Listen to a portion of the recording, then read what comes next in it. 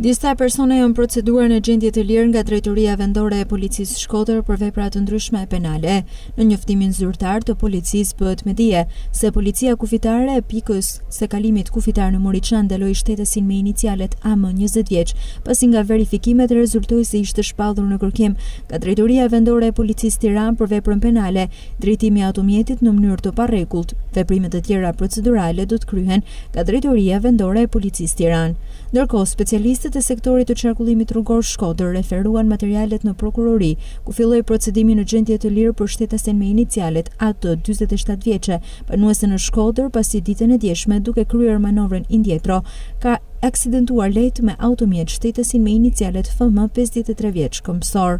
Specialistët për hetimin e krimeve të Komisariatit të Policisë Pukër referuan materialet në prokurori, ku nisi procedimi në gjendje të lirë për shtetesin me inicialet FZ 49 vjeçe, banuese në fshatin Xath, pasi ka kallëzuar shtetesja me inicialet AP 49 vjeçe se gjatë një konflikti verbal, kjo shtetese ka fyer dhe ka shpifur për të.